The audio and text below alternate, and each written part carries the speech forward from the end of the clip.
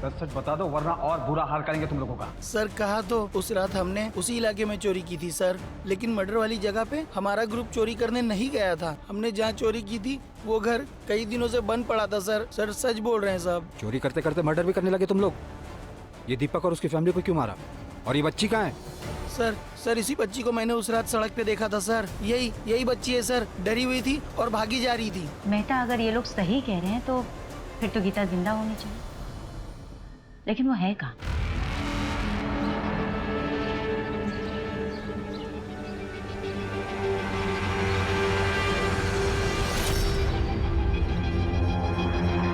अकेले हो यहाँ? डरो मत, तुम्हारे मम्मी पापा नहीं है? मैं वो। बेटा तुम्हारा नाम क्या है बताओ? गीता। तुम्हें भूख लगी होगी ना?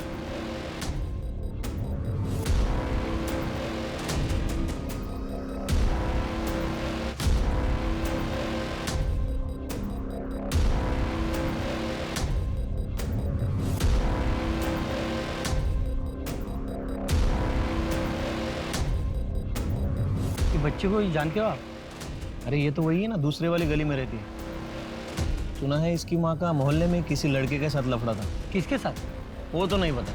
कुछ तो बताओ यार, कहाँ जाती है कहाँ आती है? अरे मैंने सुना था तो बता दिया, बाकी आप मोहल्ले में जाके पूछ लीजिए किसी भी। हाँ मुन्ना बोल। मैडम पता चला है कि दीपक अपनी नौकरी से खुश नहीं था क्योंकि उसका चक्कर और उसका किसी लड़के के साथ चल रहा था। मुन्ना, तुम ये रोज रोज नई नई कहानियां मत सुनाओ। कोई सॉलिड एविडेंस और जानकारी हो तो बताओ। मैडम मुझे थोड़ा टाइम दो, मैं उस लड़की की पूरी कुंडली निकाल कर आपके सामने रख दूंगा। कामकाज में ठीक था दीपक, पर सच तो यह है कि वो अपनी सैलरी से खुश नहीं था।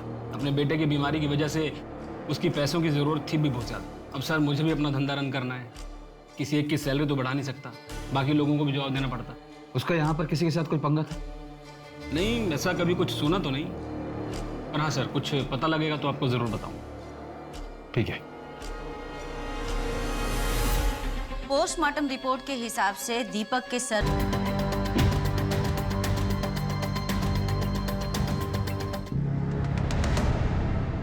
लेकिन इस सब के पीछे क्रिमिनल का मोटिव क्या था? मैडम, केरला से गोल्ड चेन की सारी इंफॉर्मेशन आ गई। वो गोल्ड चेन दरअसल में मुनी जमानी माला कहलाता है और ये स्पेसिफिक डिजाइन खोजी कोड़े में बनाई जाती है और खोजी कोड़े के जिस ज्वेलर ने बनाई थी उसी का इनिशियल एस उस पर था। यानी कि वो एस सूरज के लिए नहीं था। कुछ बताया उसने कि वो माला उसने किसके लिए बनाई थी? पिछले साल ही उसकी मौत हो गई थी, तब से वहाँ ऐसा कोई गहना नहीं बनाया गया। उसका एक बेटा था मैम, जो अब केरला में नहीं रहता, लेकिन पुलिस उसे ट्रैक कर रही है। Ma'am Manipur triple murder case में आरोपी कब पकड़ा जाएगा? देखिए मैडम, अभी इन्वेस्टिगेशन चल रही है।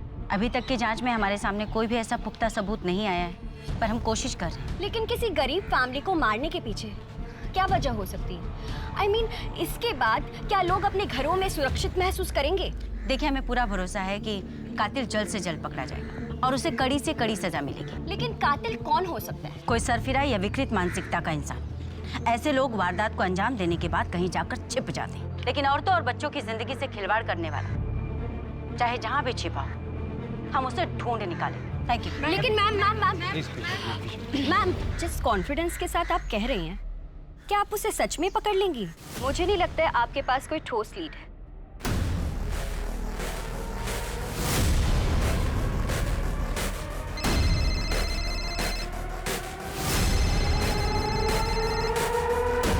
हेलो, जिस केस की न्यूज़ तुम अपने चैनल पे चला रही हो ना, उस केस का कातिल मैं ही हूँ। क्या तुम मुझसे बात करना चाहोगी? हाँ, एक मिनट, आप बस लाइन पे रहिए।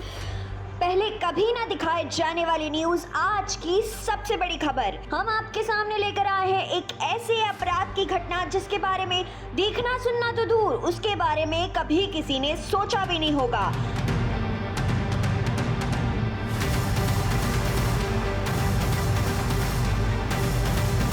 मैम, आपने न्यूज़ देखा?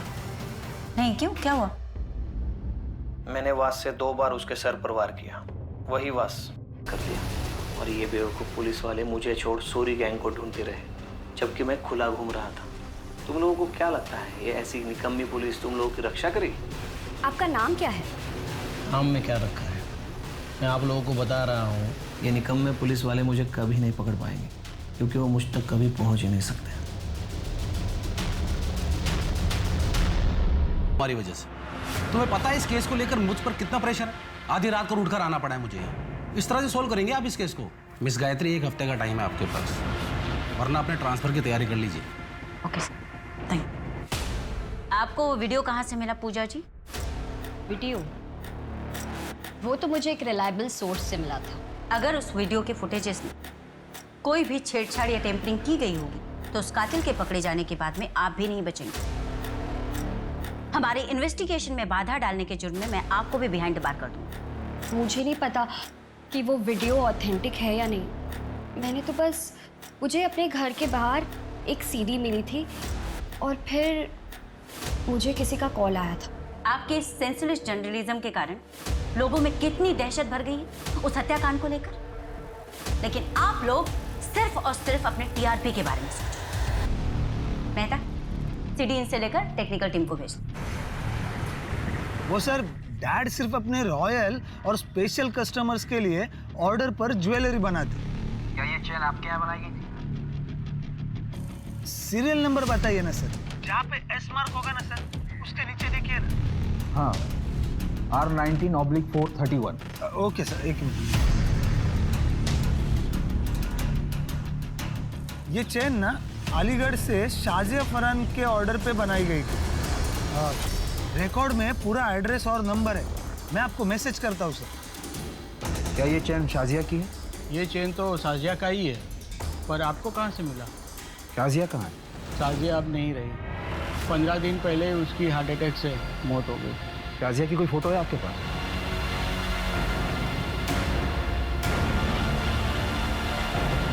अपनी ज्वेलरी के साथ उसे हमने दफन किया था। शाजिया के साथ ये बच्चा कौन है? ये हमारा नवाज़ा है, साजिया का बेटा। चैन की मिस्ट्री को सॉल्व करना पड़ेगा। एक काम करो मेहता, कोर्ट से ऑर्डर निकलवाओ, इस ताजिया की बॉडी को निकलवाते हैं, एग्जामिन करते हैं। मैम, मुन्ना का फोन भी आया था। उसने बताया कि नीमा के मोहल्ले में एक लड़का रहता है कमल, वो नीमा को पसंद करता था। ले आओ उससे भी।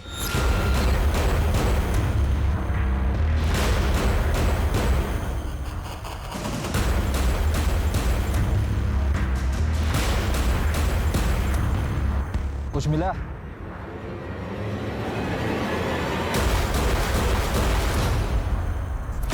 डेड बॉडी पर एक भी ज्वेलरी नहीं है। बॉडी को पोस्टमार्टम के लिए साहब, मैं सच्ची कह रहा हूँ साहब। उस रात मैं अपनी चचेरी बहन की शादी में गया था साहब। आप चाहे तो रिश्तेदारों से भी पूछ सकते हैं, पूरी रात वही था। तेरी चचेरी बहन का एड्रेस है?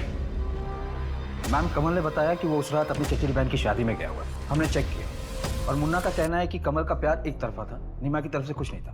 तुमने ये साजिया फरहान की फाइल पढ़ी मेहता? इसके साथ भी नेक्रोफिलिया हुआ था, जैसे नीमा के साथ। और साजिया के साथ तो उसकी डेड बॉडी को कब्र से बाहर निकालकर बलात्कार किया गया।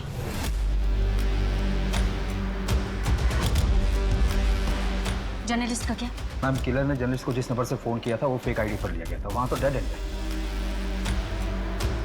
मेहता को शुरू से ही गुमराह किया गया। वो क्राइम सीन सिर्फ और सिर्फ हमें मिसलीड करने के लिए क्रिएट किया गया था। क्या सच में इस हत्याकांड की जांच उस शातिर अपराधी के बिछाए जाल में उलझती जा रही थी? इन्वेस्टिगेशन में ये इशारा जरूर मिल रहा था बार बार कि जुर्म करने वाला एक नेक्रोफिलियाक है। अपराधी इतना शातिर था कि हर मिला हुआ सुराग अधूरा था। शहर के लोग दहशत में और पुलिस बेबस। बस एक लीड मिलने का इंतजार कर रहे थे सब। पापा, आपने फिर से पकड़ लिया।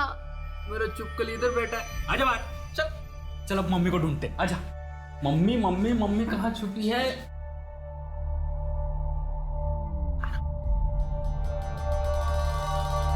ये पकड़ लिया।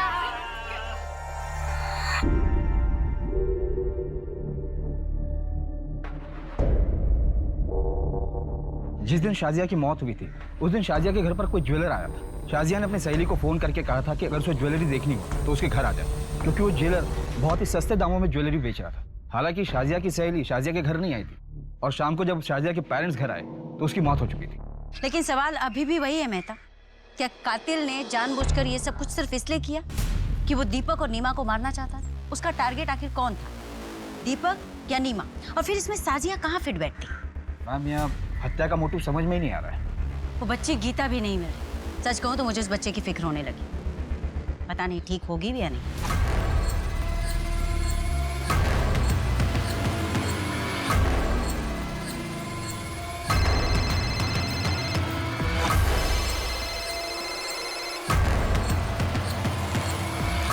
हेलो, ठीक है मैं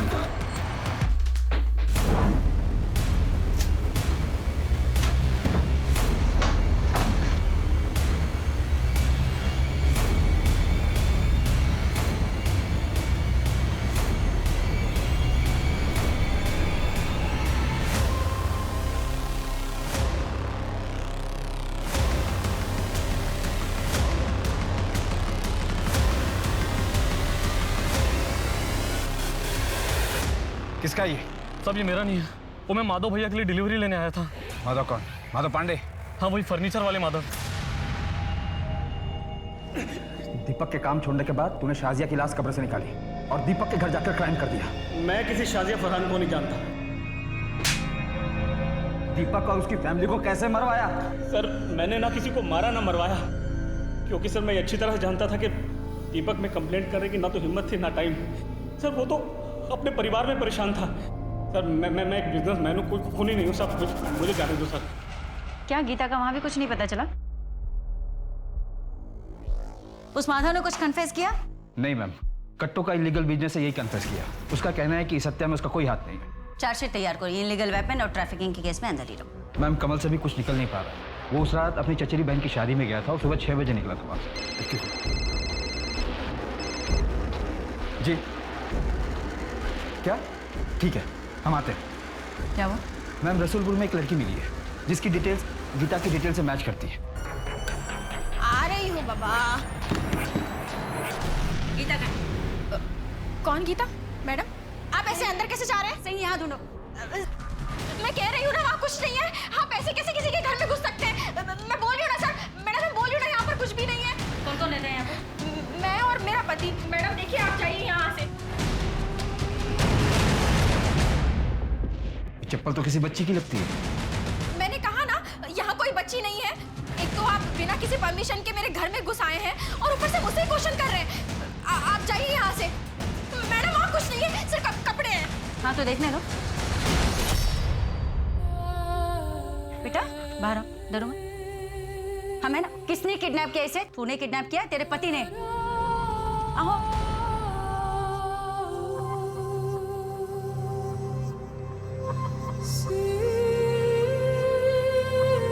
मैडम,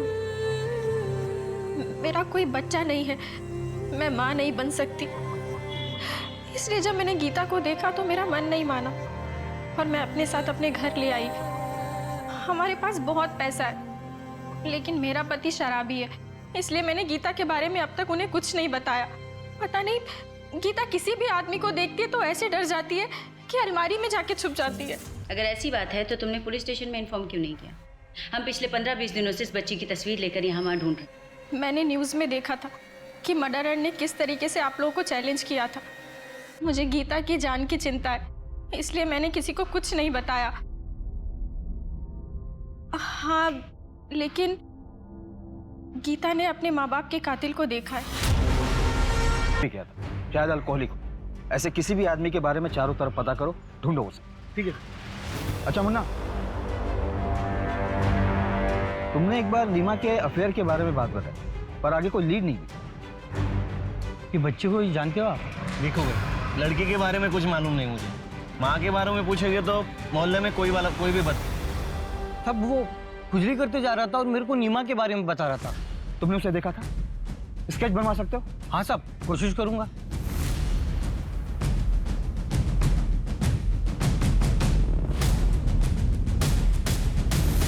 मर्डर के दूसरे दिन ही वो हमारी आंखों के सामने था। हमें मिसलीड करता रहा और हम उसे नहीं पहचान पाए। आज की तारीख में हमारे पास केवल उसका स्केच है और हम उसके बारे में कुछ नहीं जानते। हेलो, क्या? कहाँ? कोलकाता? आप मुझे फैक्स कर सकते हैं? जी please note down the number 44344610। Kolkata में भी आज से 2 साल पहले नेक्रोफेलिया का केस हुआ, वहां भी विक्टिम का बेटा गायब। मैडम, कोलकाता पुलिस हेडक्वार्टर से फैक्स आया है। विक्टिम का नाम मौसमी।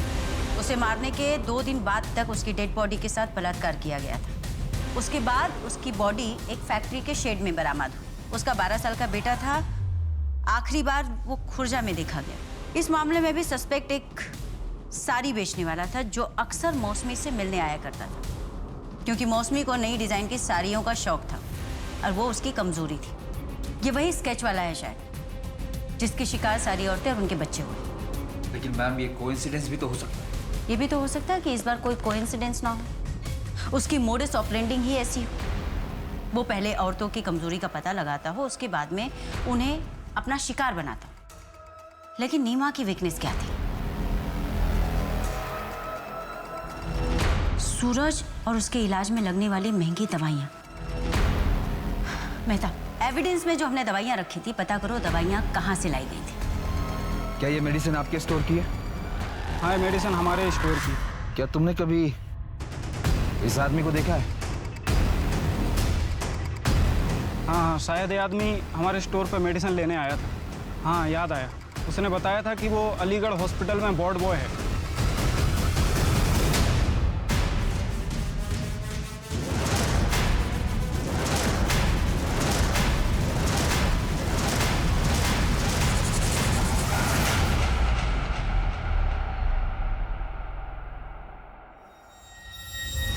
अरे सूरज, सूरज, मना किया ना तुझे, कभी सुनता नहीं है मेरी बात। ऊपर कर पैर। अभी ज्यादा बीमार हो गया तो फिर फुटबॉलर नहीं बनना तुझे। डॉक्टर सर की बात सुनता है ना मेरी बात सुनता है। डॉक्टर साहब को कुछ भी बोले, ऐसे कई सारे पेशेंट्स हैं जो अपने बुढ़ापे तक भरपूर जीते हैं। आप बस इलाज चलने दो।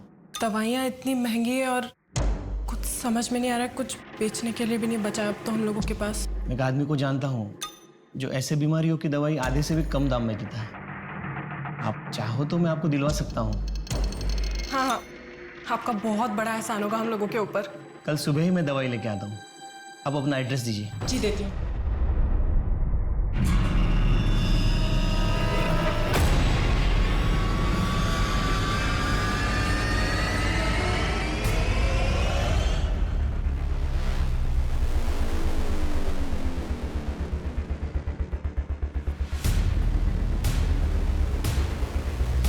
चेक करो।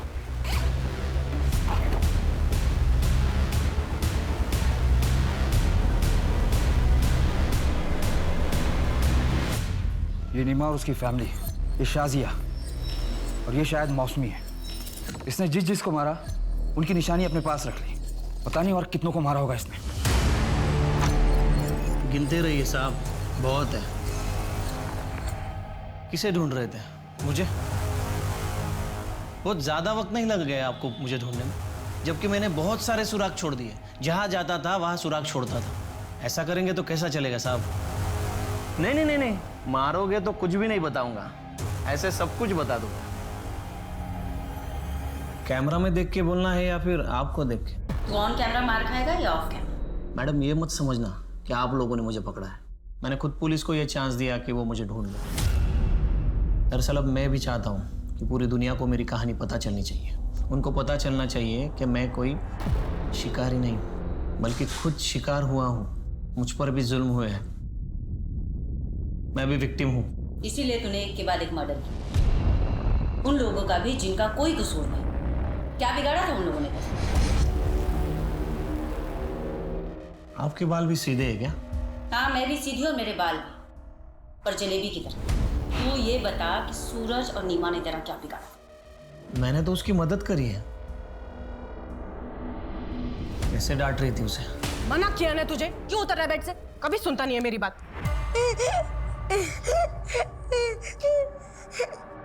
बेटा क्या हुआ? रो क्यों रहा है? ऐसा कर, जी भर के रो ले। रोने से ना जी हल्का हो जाएगा। वैसे भी रोने से कोई नामर्द थोड़ी हो जाता है।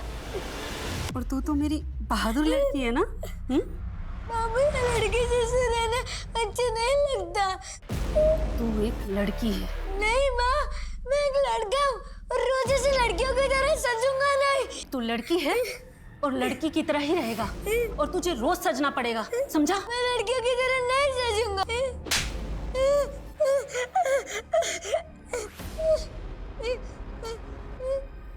की तू बात कर रहा है, तू बिल्कुल उसके जैसा बन गया।